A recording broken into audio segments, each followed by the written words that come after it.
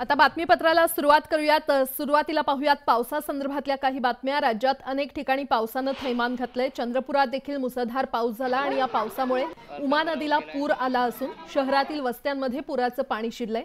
त्यामुळे जनजीवन विस्कळीत झालेलं आहे। जिल्ह्यासह चिमूर तालुक्यात झालेल्या मुसळधार पावसानं नदी आणि नाल्यालगत असलेल्या सर्व वस्त्यांमध्ये पाणी शिरलेलं आहे। अधिक माहिती देत आहेत आमचे प्रतिनिधी हैदर शेख आपल्यासोबत जोडले गेलेले आहेत। हैदर, चंद्रपूर मध्ये आता काय पावसाची सद्यस्थिती आहे? मागील 24 तास पासून बघितलं तर सततधार सुरू आहे आणि मुसळधार पाऊस सुरू आहे। आता पावसाने उसंत घेतलं असं तरी काही भागात जे आहे ते म्हणजे पाणी जे आहे ते नद्यांचं पाणी शिरलेलं असल्यामुळे अनेक ठिकाणी जी रस्ते जे मार्ग बंद आहे आणि चिमूरच्या काही वस्त्यांमध्ये जे आहे त्या पाणी शिरलेलं आहे आणि सध्या तरी काही तासानंतर हे पाणी जे आहे ते उतरण्याची शक्यता आहे। परंतु आता सध्या तरी जे ग्रामीण भागातलं जे आहेत जे जनजीवन ते विस्कळीत झालेलं आहे। बरं हैदर, धन्यवाद या सविस्तर माहितीसाठी।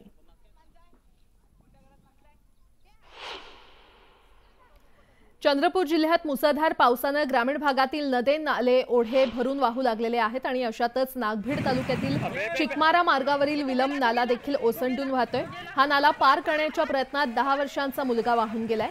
रुणाल बावणे असं या मुलाचं नाव आहे। पुलाचा अंदाज न आल्यानं पाय घसरून तो पुराच्या पाण्यात पडला आणि ही सर्व घटना कॅमेऱ्यात कैद झाली आहे। दरम्यान स्थानिकांच्या मदतीनं या मुलाचा शोध घेण्याचं काम सुरू आहे।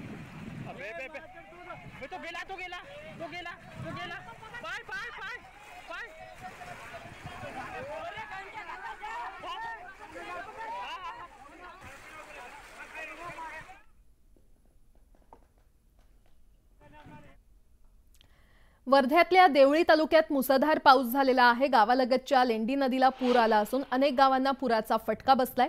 मुसळधार पावसामुळे नागरिकांच्या घरात पाणी शिरलंय आणि त्यामुळे मोठं नुकसानही झालंय। सोनोरा गावचा तालुक्याशी संपर्क तुटलाय तर लोकप्रतिनिधी अधिकारी अद्यापही गावात न पोहोचल्यानं गावकरी संतप्त झालेत। अधिक माहिती देत आहेत आमचे प्रतिनिधी नरेंद्र मते आपल्यासोबत जोडले गेलेले आहेत। नरेंद्र, वर्ध्यामध्ये देखील मुसळधार पाऊस सुरू असल्याचं पाहायला मिळते, सद्यस्थिती काय आहे?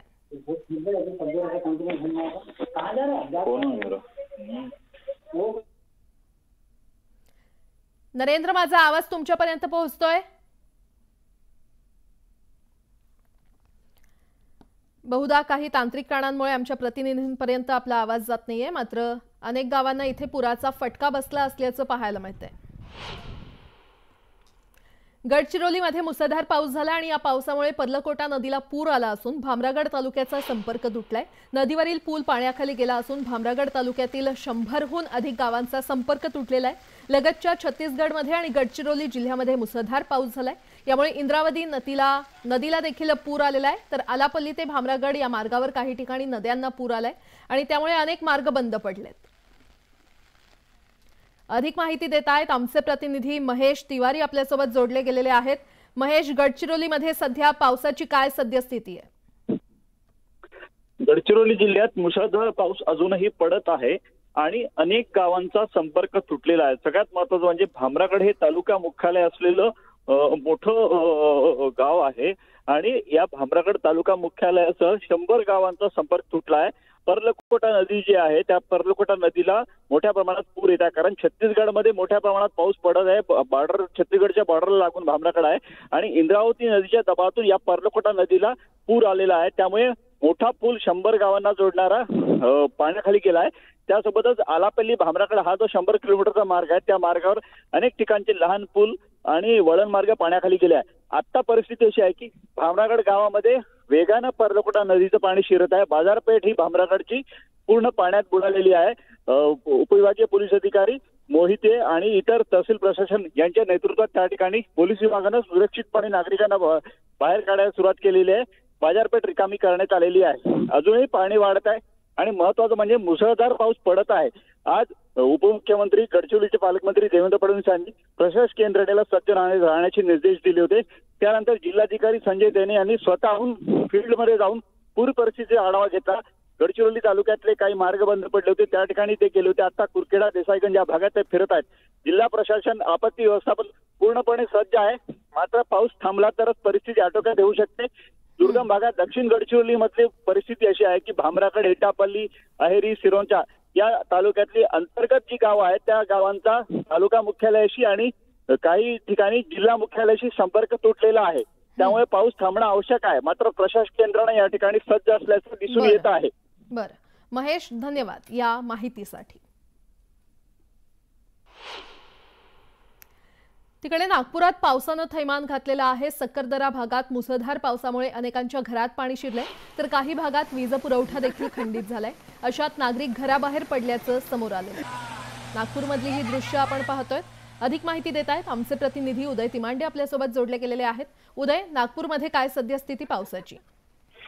खरं तर दुपारी पावसानं उसंत घेतलेली आहे. मात्र पाऊस जरी गेला असला तरी पाऊस ज्या समस्या देऊन गेलेला आहे त्या समस्यांच्या मागे आता नागरिक लागलेला आहे. कारण दुपारी झालेल्या अतिवृष्टीमुळे जे आहे ते अनेक नागरिकांच्या घरामध्ये पाणी शिरलं होतं. अनेक सखल भागामध्ये जे आहे ते अद्यापही पाणी साचलेलं आहे आणि त्यामुळे नागरिकांचे प्रचंड हाल होत आहे. कारण अचानक सकाळी सुरू झालेल्या पावसाची कोणालाही जाणीव नव्हती आणि अचानक हा पाऊस सुरू झाला आणि पाऊस वाढत लोकांच्या घरामध्ये पाणी शिरलं. त्यामुळे जे आहे ते आता नागरिकांना त्या मनस्ताप होतं. घरातून पाणी काढण्यासाठी वेगवेगळ्या युक्त्या ज्या आहेत त्या नागरिकांकडून केल्या जातात. सोबतच पिपळा, हुडकेश्वर भागामध्ये अद्यापही पाण्याचा स्तर जो आहे तो 3 ते 4 फुटावर आहे. त्यामुळे तिथल्या नागरिकांना रेस्क्यू करण्यासाठी नागपूर अग्निशमन दलाकडून जे आहेत त्या बोट वापरण्यात येतात आणि बोटीच्या माध्यमातून नागरिकांना अंधाराच्या पहिले जे आहेत ते रेस्क्यू करण्याचा प्रयत्न केला जातोय. दुपारी झालेल्या पावसामुळे जे आहे ते अनेक ठिकाणी झाडं देखील उन्मळून पडली. त्यामुळे अनेक भागातला वीज पुरवठा जो आहे तो खंडित झालेला आहे. त्यामुळे वीज पुरवठा सुरळीत करण्याचं एक आव्हान जे आहे ते प्रशासनापुढे असणार आहे. दुसऱ्या बाजूने पुढचे 2 दिवस जे आहेत ते नागपूरला येलो अलर्ट दिलेला आहे. त्यामुळे उद्या आणि परवा देखील अशाच पद्धतीच्या पावसाची शक्यता आहे. त्यामुळे नागरिकांना सतर्कतेचा इशारा प्रशासनाकडून देण्यात आलेला आहे. उदय, अपडेट घेत राहू. तुर्तास धन्यवाद. कोकणात सध्या मुसळधार पाऊस सुरू आहे आणि अशातच रत्नागिरी जिल्ह्यामध्ये पुढचे 24 तास मुसळधार पावसाची शक्यता वर्तवण्यात आली आहे. रत्नागिरी जिल्ह्यातील सर्व तालुक्याला पावसानं झोडपून काढले आणि त्यामुळे सकल भागात पावसाचं पाणी साचलेलं आहे. अनेक नद्या इशारा पातळीवरून वाहू लागल्या आहेत तर अनेक ठिकाणी दरड कोसळण्याचा धोका वर्तवला जातोय. त्यामुळे जिल्हा प्रशासन अलर्ट मोडवर आहे. दरम्यान या संदर्भात आढावा घेतलेला आहे आमचे प्रतिनिधी शिवाजी गोरे यांनी. समुद्रात कमी दाबाचा पट्टा निर्माण झाल्याने कोकणामध्ये पुढील 2 ते 3 दिवस अतिमुसळधार पाऊस असण्याची शक्यता हवामान विभागाने वर्तवलेली आहे. काही जिल्ह्यांना रेड अलर्ट तर काही जिल्ह्यांना ऑरेंज अलर्टचा इशारा सुद्धा देण्यात आलेला आहे. या जिल्ह्यातलं प्रशासन पूर्णपणे सज्ज झालंय. जिल्ह्यामधल्या ज्या प्रमुख नद्या आहेत त्या इशारा पातळीपर्यंत गेलेल्या आहेत. जिल्ह्यातलं जनजीवन कधीही विस्कळीत होऊ शकतं आणि इथल्या प्रमुख नद्या धोक्याची पातळी ओलांडू शकतात. गेल्या आठवडाभर रत्नागिरीसह सिंधुदुर्ग असेल किंवा रायगड असेल या 3ही जिल्ह्याला पावसाने झोडपून काढलेलं आहे. आपण पाहतोय की या ठिकाणचं जनजीवन मोठ्या प्रमाणामध्ये विस्कळीत झालं होतं. आज जर का अशाच प्रकारचा पाऊस सुरू राहिला तर कधीही या जिल्ह्यातलं जनजीवन विस्कळीत होऊ शकतं.